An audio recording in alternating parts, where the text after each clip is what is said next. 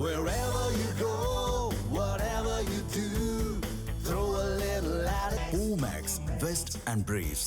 அருள்மொழிவர்மன், நான்களுடைய கருத்துக்களையும் கேட்டிருப்பீங்க. வருகிற விமர்சனம் அதீதமாக இருக்கா, இல்லை இப்படி தான் இருக்குது, செய்ய வேண்டியது தான், விமர்சனங்கள் சரியா, அல்லது இன்னும் அவர்களுக்கு கால அவகாசம் கொடுக்கணுமா, இப்படி கால அவகாசம் கொடுத்து எத்தனை பேர் உயிர் பலி ஆகணுங்கிற கேள்வியெல்லாம் வருது. உங்கள் இப்போது இந்த ஆட்சிக்கு மேலே விமர்சனம் வைக்கிறது எல்லாமே தப்பா, இந்த ஆட்சி விமர்சிக்கவே கூடாதா அப்படின்னா அதை ரொம்ப சரியாக பகுப்பாய்வு பண்ணி பேசணும். அப்படின்னா நான் 2 விதமாக சொல்கிறேன். ஒன்று, இந்த ஆட்சிக்கு ஒரு 6 மாதமாவது டைம் கொடுங்க, இல்லை ஒரு 4 மாதமாவது டைம் கொடுங்கன்னு கேட்குறாங்கன்னா அந்த நேரம் எதற்காக கேட்கப்படுகிறனோ அது கேட்கப்படணும் அப்படிங்கிறதுல ஒரு நோக்கம் இருக்குது. என்னென்னா, இந்த ஆட்சி அமைந்த பிறகு நான் இதெல்லாம் செய்ய போகிறேன் அப்படின்னு வாக்குறுதி கொடுத்தாரு மரியாதைக்குரிய முதலமைச்சர் திரு விஜய் அவர்கள். நான் சில பவுன் தங்கம் கொடுப்பேன், 2500 ரூபாய் நான் ரொக்கம் கொடுப்பேன், 6 சிலிண்டர் கொடுப்பேன்னு சொன்னார். பார்த்தீங்களா, இதையெல்லாம் அவர் செய்வாரா மாட்டாரா, கொஞ்சம் நேரம் கொடுப்போம்ப்பா, இதுதான் மக்களுடைய அணுகுமுறை. மக்களுடைய அணுகுமுறைங்கிறது இதெல்லாம் சொல்லியிருக்கிறாரு, செய்வாரா இல்லை கொஞ்சம் நாம் நேரம் கொடுத்து பார்ப்போம். அதுதான் ஒரு முதல் நாள் உரையிலே அவர் பேசினார் முதலமைச்சர் விஜய் அவர்கள். மற்றபடி அவர் 6 மாதம் ஆனாலும் சரி, 6 வருஷம் ஆனாலும் சரி, இருக்கிற சிஸ்டம் இருக்குல்ல, ஆயிரக்கணக்கான காவல்துறையினர், ஆயிரக்கணக்கான மருத்துவ பணியாளர்கள், பல லட்சக்கணக்கான அரசு ஊழியர்கள்லாம் இருக்காங்க இல்லையா, அந்த சிஸ்டம் மாறாது, அது அப்படியே தான் இருக்கும். அந்த சிஸ்டமுடைய எக்ஸிக்யூட்டிவாக மேலே இருக்கிற நபர்களாக முடிவெடுக்க வேண்டியவர்கள் தான் நீங்கள் மாறுறீங்க. அப்போ அதை குறித்து விமர்சனம் பண்ணணுமானா பண்ணித்தான் ஆகணும். இப்போ உதாரணத்துக்கு பாமகவின் தலைவர் திரு அன்புமணி ராமதாஸ் அவர்கள், நீங்கள் விவசாயிகளுக்கு பயிர்கடன் அப்படின்னு சொல்லி பேசுனீங்க, அது எப்படி பண்ணியிருக்கிறீங்க அப்படின்னு பல உதாரணங்களை அடுக்கடுக்காக முன்வைக்கிறாரு. உங்களால் பண்ணியிருக்க முடியும் அப்படிங்கிறத சாத்தியக்கூறுகளை முன்வைக்கிறாரு. அந்த சாத்தியக்கூறுகள் என்னென்ன அப்படிங்கிறத ஒரு விமர்சனம் தான் பேசுவாங்க, அது தப்பு ஒன்றும் கிடையாது. இப்போது நாம் தமிழர் கட்சியிலேருந்து ஒரு அறிக்கை விட்டுருக்குறாங்க, கடலூரில் ஹைட்ரோ கார்பன் எடுக்க அனுமதி கொடுத்துருக்குறீங்க சில நிறுவனங்களுக்கு, அதை தடுத்து நிப்பாட்டணும்னு சொல்கிறாங்கன்னா இது நிர்வாகத்தை நீங்கள் எடுக்கக்கூடிய முடிவு. விமர்சனம் பண்ண தான் செய்வாங்க. மின்சாரம் மின்வெட்டு ஏற்படுதுறா, விமர்சனம் பண்ண தான் செய்வாங்க. அது பண்ணவே கூடாதுன்னு சொல்கிறது தவறான விஷயம். இன்னொன்று, அதை பண்ணும்போது ஒரு ஃபேராக வைக்கலாம், அதில் நீங்கள் பேசுங்க. இப்போ திமுக எடுத்துக்கிட்டிங்கன்னா, நாங்கள் இருக்கும்போது எப்படி அடிச்சிங்க அதே மாதிரி அடிங்கப்பான்னு கேட்பாங்க. அப்படி அடிக்க முடியாது. இப்போ தான் வந்திருக்கிறாங்கன்னும் போது தப்பு நடக்குது, தட்டி கேளுங்கன்னு சொல்லலாம், சரி பண்ணுங்கன்னு சொல்லலாம். இப்போது வன்கொடுமை சம்பவம் நடந்துக்கிட்டு இருக்குங்க. கும்மிடிப்பூண்டியில் 3 வயது பெண் குழந்தைய வன்கொடுமை பண்ணிக்கிட்டு இருக்கான். பேசாமல் 6 மாதம் ஆகட்டும், பொறுமையாக பேச முடியுமா என்ன? அது எப்படி இருக்க முடியும்?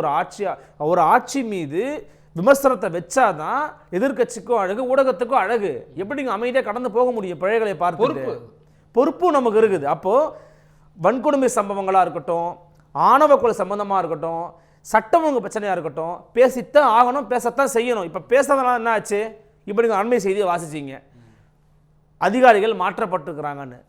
நல்ல மூவு. நம்மளை பொறுத்த வரைக்கும் குற்றங்கள் நடக்கிறத தடுக்கணுங்கிறதா முதன்மையான நோக்கமாக இருக்கணும். குறைந்தபட்சம் குற்றம் நடந்த பிறகு நடவடிக்கை எடுக்கிறீங்களா அப்படின்னு தெரியணும்.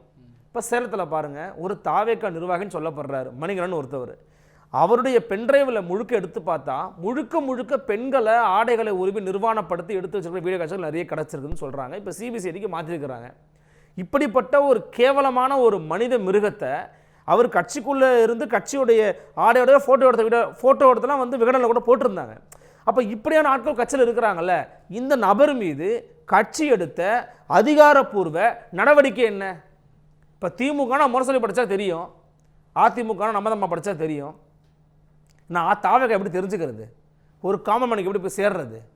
அப்போ அப்படிப்பட்ட வெளிப்படைத்தன்மை கட்சிக்குள்ளே இல்லைங்கிற ஒரு முக்கியமான பிரச்சனை இருக்குது.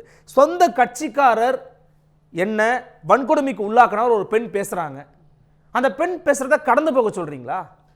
எதிர்க்கட்சி தலைவர் உதயநிதி என்ன கேட்குறாரு? எங்க சம்பந்தப்பட்டவர் எம்எல்ஏன்னு சொல்கிறாங்க, அவர் நடவடிக்கை எடுங்க, தகுதி நீக்கம் பண்ணுங்கன்னு கேட்குறாரு. அந்த குரலில் நியாயமே இல்லையா? எதிர்கட்சிக்காரரு திமுக காரர்னு பேசலாம், நம்ம அமைதியாக கடந்து போகணுமா? ஒரு ஆளுங்கட்சியினுடைய ஒரு சட்டமன்ற உறுப்பினர், ஒரு மக்கள் பிரதிநிதி மேலே ஒரு பெண் புகார் தெரிவிக்கிறாங்க, பாலியல் புகார் தெரிவிக்கிறாங்க. குறைந்தபட்சம் நடவடிக்கை எடுக்கிறோம், அதனால விசாரிக்க போகிறோன்னா சொல்லணும்ல நீங்கள். அப்போ எதுவுமே பேசக்கூடாது, 6 மாதம் எல்லாரும் வாய மூடி மௌனியாக இருக்கணுங்கிறது ஒரு சரியான அணுகுமுறை கிடையாது. அது இவங்களுக்கே ஆபத்தாக போய் முடியும். இன்னொரு விஷயத்தையும் பூபஜான் குறிப்பிட்டார். இதுக்கு முந்தைய ஆட்சியில் ஏற்பட்ட சீர்கேடுகள் இன்னும் அது சீரமைக்கிறது நாளாகும். 2வது, அதிகாரிகள் அவர்களே தான் இருக்கிறாங்க, அவர்கள் சரியான எனக்கு அதிகாரிகள் பிரச்சனையில் மட்டும் எனக்கு ஒரு முரண்பாடான கருத்து உண்டு. அதிகாரிகள் எப்போதும் கட்சிக்கெல்லாம் விசுவாசமாக இருக்க மாட்டாங்க. அப்படி நம்ம நினைக்கிறதுங்கிறது அவ்வளவு ஒரு ஆரோக்கியமான போக்கு கிடையாது. இப்போ போன ஆட்சியில் மரியாதைக்குரிய அருண்குமார் ஐபிஎஸ் அவர்கள் வந்து திமுகவுக்கு ரொம்ப ஆதரவாக செயல்படுறாருன்னு சொன்னது யாரு? சொன்னது யாருன்னா இன்றைய அமைச்சர் ஆதவர்ஜனா தானே சொன்னார். மரியாதைக்குரிய அமைச்சர் நிர்மல்குமார் தான் சொன்னார். இன்னைக்கு என்ன பொறுப்பில் அவரை போட்டிருக்கிறாங்க? அவர் இன்னைக்கு டிவிஎஸோட இயக்குனராக இருக்கிறாங்க. அவரை பற்றி தெரியாமல் அறியாமலா போட்டிருப்பாங்க? அப்படி கிடையாது. அது ஒரு அரசாங்கத்தினுடைய முடிவு. அவர் செயல்படுவார் நம்பிக்கையோடு போட்டிருக்கிறாங்க. இப்போ போன அதிமுகவுடைய ஆட்சி காலகட்டத்தில் லஞ்சம் வாங்கினதாக குற்றஞ்சாட்டப்பட்ட வைத்திலிங்கனி திமுக போய் சேர்ந்திருக்கிறாரு. டிவிஎஸ்சி திருப்பி அவர் விசாரிக்க போறாங்க. அப்போ நல்ல முயற்சி எடுத்தா நல்ல மூவ் பண்ணால் நீங்கள் ஆதரிக்கத்தான் செஞ்சாகணும். அதிகாரிகளால் தான் ஃபீஸ் பிடுங்கப்பட்டுச்சு, அதிகாரிகள் தான் போய் கரண்ட்டை கட் பண்ணிட்டாங்கன்றதை நான் ஏற்கலை. அதில் இருக்கிற சில நெளிவு சொல்ல நான் புரிஞ்சுக்கிறேன். போன ஆட்சி வந்து பல பிரச்சனைகள் இருக்கும், நிர்வாக சீர்கேடுகள் இருக்கும், முறைகேடுகள் இருக்கும், நான் புரிஞ்சுக்கிறேன். ஆனால் அதை ஒன்றை மட்டுமே மீண்டும் மீண்டும் காரணம் சொல்லக்கூடாதுங்க. இந்த ஆட்சியில் அமைந்த பிறகு நிறைய நன்மைகள் சில இடங்கள் நடந்தது, நான் மறுப்பதற்கே இல்லை. நான் ஒரு ஆட்டோவில் வந்தாலோ ஒரு இடத்துல போய் போனாலோ நமக்கு சொல்கிறாங்க, ஏங்க இவ்வளோ நாளாக இந்த இடத்துல சிஎம்டிஓவில் இந்த அப்ரூவலுக்கு இவ்வளோ காசு வாங்கிட்டு இருந்தாங்க, இப்போ காசு வாங்குறது இல்லைங்க, மகிழ்ச்சியாக இருக்குங்க அப்படிங்கிறாங்க. இவங்க ஊழலை முற்றுமுழுதாக ஒழிச்சிட்டாங்கன்னு சொல்லலை, அதற்கான ஒரு துவக்க புள்ளியே இது இருக்குது. அதை நோக்கி நகருங்க, நான் தப்பு சொல்லலை. ஆனால் முற்று முழுதுமா திமுக தான் காரணம், இவங்க தான் காரணம், எங்களை குற்றம் சொல்லாதீங்க, எங்கள் மேலே பழி போடாதீங்கன்னு பேசாதீங்க. அது பேர் பழி அல்ல, பொறுப்பை ஏற்பது. நீங்க எப்போ பொறுப்பை ஏற்க போறீங்க? அதான் பிரச்சனை. பொறுப்பை தட்டி கழிக்கிறாரு முதலமைச்சர். நீங்க வந்து பிரஸ்ஸை மீட் பண்ணுங்க, அது ஒரு மரபுன்னு சொன்னா ஏன் மீட் பண்ணணும்னு கேட்கிறாரு. அது கூட அவர் கேட்கல, மற்றவங்க தான் கேட்குறாங்க. இப்போ நம்ம என்ன சொல்றோம்னா மீட் பண்ணணும் கட்டாயம் சட்டம்னு சொல்லலை. இப்போ அமைச்சர் ராஜ்மோகன் அவர்கள்ட்ட போய் பயிற்சி கொடுங்கன்னு ஒரு பத்திரிகையாளர் கேட்கறத நான் ஒரு ஆரோக்கியமான அணுகுமுறையாக நான் பார்க்கல. அது தப்பு, அந்த அப்ரோச் வேண்டாம். முதலமைச்சர் கொடுப்பான்னு எக்ஸ்பெக்ட் பண்ணுற எதிர்பார்ப்பு இருக்குங்க, அவர் கொடுக்க சொல்லுங்கன்னு கேட்கறதுல ஒரு நியாயமான அணுகுமுறை. ஏன்னா என்னுடைய முதலமைச்சர் இன்ட்ராக்ஷன் பண்ணணும். அதான் அந்த சார் கேட்டார், அவர் காலைல போறாரு வராருங்க என்ன பண்ணுறாருன்னு தெரியலங்கிறாருல, அந்த கேள்வியாக அவர்கிட்ட வருது.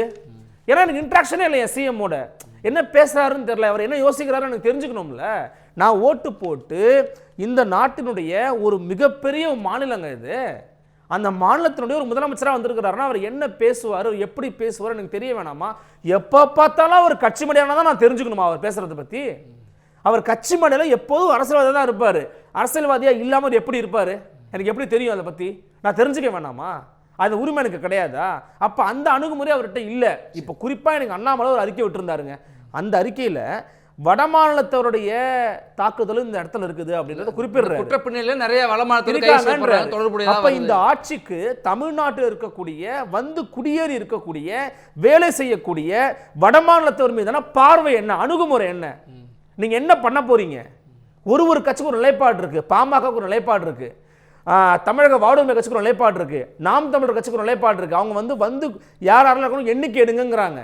தமிழ் தேசிய ஒரு நிலைப்பாடு இருக்கு, திமுக ஒரு நிலைப்பாடு குறிப்பிட்டிருக்காரு, கண்காணிக்க வேண்டும். அதான் சொல்றேன். அப்போ இந்த ஆட்சிக்கு என்ன நிலைப்பாடு அது எப்படி தெரியறது? அப்ப அரசாங்கம் சொல்லணும், இல்ல முதலமைச்சர் அவர்கள் பேசணும்.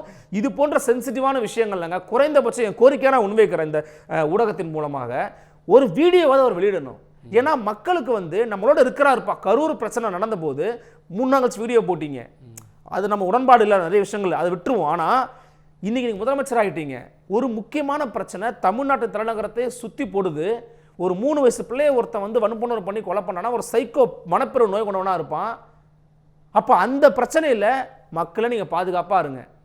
ஏன்னா நீங்க சிங்கமத அடிப்படை இப்ப போட்டிருக்கீங்க, போட்ட உடனே வந்து நமக்கு விளைவுகள் தெரியாது, தீர்வுகள் கிடைச்சிடாது. ஆனா மக்களுக்கு ஒரு துணை நிற்கக்கூடிய எடுத்துக்கங்க, நம்பிக்கையான வார்த்தைகளை உத்தரவாதத்தை கொடுங்க, கூட நில்லுங்கன்ற, கூட நிற்கிறத தெரியப்படுத்துங்க. நிறைவேற்றது அந்த டைம் எடுத்துக்கலாம். மற்றபடி டே டு டே ஆக்டிவிட்டிஸ் பண்றதுக்கும் 6 மாசம் கழிச்சு பண்ணணும், 6 மாசம் கழிச்சு தெரிஞ்சுக்கிட்டுலாம் இருக்க முடியாது சார். முதல்ல மாணவரோடலாம் ஒரு முதலமைச்சர் ஒப்பிட முடியாது சார். ஒரு மாணவரோ முதலமைச்சரோ ஒண்ணு கிடையாது. முதலமைச்சர்ங்கிறவர் வாக்குறுதி எப்படி கொடுத்தாரு? அப்படி கிடையாது சார். ஆட்சியில நீங்க தவறான புரிதல் இல்ல சார், உவமையை தவறா புரியுறாரு. இருங்க சார், இருங்க சொல்லிறேன். இல்ல உவமையை தவறா புரியுறாரு சார். ஒரே நிமிஷம். போன ஆட்சியில எவ்வளவு கடன் சுமை இருக்கு, தப்பா புரிஞ்சிட்டீங்க. தப்பான புரிதல். நான் ஏன் நம்ம சொல்லக்கூடிய உவமையை தவறான புரிதல் ஏன் சொல்லிறேன்? போன ஆட்சியில எவ்வளவு கடன் சுமை இருக்குது, போன ஆட்சி நிர்வாக சீர்கேடு என்ன அப்படின்னு தெரிந்து கொண்டு தான் நீங்க வாக்குறுதி கொடுத்தீங்க. வாக்குறுதி தெரிஞ்சுதானே கொடுத்தீங்க. திருப்பி 1000 ரூபாய் கொடுத்துக்கிட்டு இருக்கீங்க, 2000 ரூபாய் பொறுமையா கொடுப்பாருப்பா அப்படின்னு. பொறுமை காப்பது அது வேற, வாக்குறுதியை நிறைவேற்றுவதற்கு காலம் கொடுப்பது வேறு, அது ஓரம் தள்ளுங்க. டே டு டே ஆக்டிவிட்டிஸ் பத்தி கிரிட்டிசைசமே பண்ணக்கூடாதுங்கிறது முதல்ல என்ன அப்ரோச்.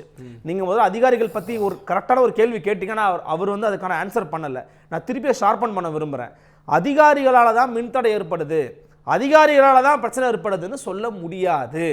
அந்த அதிகாரிகளை வேலை வாங்குவது தானே உங்க வேலை. அந்த அதிகாரி போனாச்சா தப்பா இருந்தாருன்னா இந்த ஆட்சியில நீங்க அவருக்கு ஒரு முக்கியமான பொறுப்பு கொடுத்து வேலை வாங்குறீங்க. சல்யூட் பண்றேன். அருண்குமார் ஐபிஎஸ் அவர்களுக்கு முக்கியமான பொறுப்பு கொடுத்து அவர் வேலை வாங்குறீங்க, சூப்பர்ன்றேன். அப்போ இந்த அதிகாரி நன்மை போனா நன்மை. ஒரு அரசுல ஒரு மின்வெட்டு ஏற்படுதுன்னா அது அதிகாரிகள் பண்ணிட்டாங்க அப்படின்னு குறை சொல்லக்கூடாது. அந்த அதிகாரியை வேலை வாங்குறது தான் சார் உங்க வேலை. அதுதான் உங்களை நியமிச்சிருக்கிற முதலமைச்சர். தொடர்ச்சியான வடமாநிலத்தை சேர்ந்த நபர்களால் ஏற்படக்கூடிய பல விஷயங்களை வந்து இங்க நம்ம தொடர்ச்சியா பட்டியல் போட்டு இருந்திருக்கிறோம். இன்னைக்கு நடந்த சம்பவம் ரொம்ப மனசை பாதிச்சதுங்கிறத காரணமா இதை ஒட்டி நம்ம முதலமைச்சர் இருக்கக்கூடிய கோரிக்கை என்னன்னா, சார் கூட சொன்னாங்க, இன்னர் லைன் பர்மிட் அப்படிங்கறத தமிழ்நாட்டுக்குன்னு உருவாக்கி உள் அனுமதிச்சுட்டு உருவாக்கி உள் நுழைவு அனுமதிச்சுட்டு வந்து உருவாக்கணும். நம்ம ஸ்பெஷல் ஸ்டேட்டஸ் நம்ம வாங்கணும். அப்படி வாங்கினா மட்டும்தான் இது எல்லாமானது கொடுங்கன்ற தப்பே கிடையாது. எல்லா every state should have this. அப்படி கொடுத்தா மட்டும்தான் நம்முடைய மக்கள் தொகை என்ன, நம்முடைய வேலையை பண்ணுங்கிறது நமக்கு தெரியும், பாதுகாப்பு இருக்கும். அண்ணாமலை ஒரு சொல்றாரு, அதாவது இருக்கக்கூடிய குற்றங்கள் வட மாநிலத்தவர் தான் அதிகமாக நடக்குதுன்னு சொல்றாரு. இது வந்து இன்னைக்கு நடக்குது. ஒரு மாசத்துக்கு முன்னாடி எல்லா குற்றங்களும் வட மாநிலத்தில் நடக்குது. இதே நம்ம குற்றச்சாட்டை மற்ற கட்சிகள் வச்சிருந்தா அண்ணாமலை என்ன சொல்லியிருப்பாரு, வட மாநிலத்துக்கு தென் மாநிலத்திற்கு கூடிய சண்டையா பிரச்சனை பண்ணி அது ஒரு தேசிய பிரச்சனையா மாத்துவாரு. அந்த மாதிரி சொல்லுங்க. எப்படிப்பட்ட ஒரு காழ்ப்புணர்ச்சியோட அண்ணாமலை பேசுறாரு. நல்லது செய்யறன்னு சொல்லி நினைச்சுக்கிட்டு அதுல ஒரு காழ்ப்புணர்ச்சியோட செய்யறாரு பாருங்க. இல்ல இன்றைக்கு மட்டுமே திருவண்ணாமலையா இருக்கட்டும் 2-3 இடங்கள்ல கைது செய்யப்பட்டவர்கள் வடமாநில தொழிலாளர்கள் இருக்காங்க. ஒரு வருஷத்துக்கு முன்னாடி பிரமாண தொழிலாளர் தான். இதுவரைக்கும் நடக்கக்கூடிய குற்றங்களில் எடுத்து பாருங்க. பெரிய இந்த மாதிரி ரயில்வே சம்பந்தப்பட்ட இடத்துல பிரச்சனைகள், மற்ற இருக்கக்கூடிய கொலைகள் எல்லாத்தையும் எடுத்து வடமாநிலத்துல தான். இது ஒன்றும் புதுசு இல்ல. ஒரு மாசத்துக்கு முன்னாடி அண்ணாமலை பிஜேபி இருந்தாரு. ஏதோ இன்னைக்கு தான் கண்டுபிடிச்ச மாதிரி என்ன சொல்ல வர்றாரு, வடமாநிலத்துல வந்து குற்றம் செய்யறாங்க அப்படின்னு இன்னைக்கு தான் கண்டுபிடிச்சிருக்காரு. இது தெரியாதா அவரு? அண்ணாமலைக்கு தெரியாதா? அண்ணாவோட ப்ரொபோசல் கிடையாது. தமிழ்நாட்டுல அவர் கண்காணிக்க தான் சொல்றாரு. இந்த அவர் சொல்லல. அதான் சார். இல்ல அத கூட சொல்றேன். இப்ப சார் வந்து அண்ணாமலை காணொலி பண்ணத சொல்றாரு இல்லையா, நம்ம அண்ணாமலை உணிச்சு பேசல. இந்த ப்ரொபோசலை வைக்கணும்ங்கற நான் அத ஒரு கோரிக்கையா வைக்கிறோம். இல்ல அண்ணாமலை நல்ல ப்ரொபோசல் தான். இது யாரு சென்ட்ரல்ல வைக்கிறோம். இந்த கோரிக்கையை முன் வச்சிருக்காங்க. அண்ணாமலை வந்து சீமான் பேசிட்டாரு, வேல்முருகன் பேசிட்டாரு, எவ்வளவோ பேர் பேசிட்டாங்க. மணியரசன் சொல்லிட்டு இருக்காரு. ப்ரொபோசல் முக்கியம் நம்ம சொல்றோம். சார் இன்னர் லைன் பெர்மிட் கொண்டு வரது ஒன்றிய அரசு கொடுக்க வேண்டிய ஒரு அனுமதி. அது பாராளுமன்றத்துல சட்டத்திருத்தம். அதை கேட்டு வாங்கணும். இங்க இருக்க மாநில அரசு ஒரு கோரிக்கை எழுந்திருக்கு. ஒரு பார்வைக்கு அரசுடைய பார்வைக்கு கொண்டு போலாம். ஒன்றிய அரசு பேசக்கூடிய ஒரு அரசுங்க வேணும். விஜய்க்கு முறை செய்து காப்பாற்றும் மன்னவன் மக்களுக்கு இறை என்று வைக்கப்படும் என்று திருவள்ளுவர் சொல்லியிருக்கார். முறை செய்வாரா முதலமைச்சர்? பொறுத்திருந்து பார்க்கலாம். நிகழ்ச்சியில் பங்கேற்ற பார்த்த அனைவருக்கும் நன்றி. மற்றொரு நிகழ்ச்சியில் சந்திப்போம். தொடர்ந்து இணைந்திருப்போம்.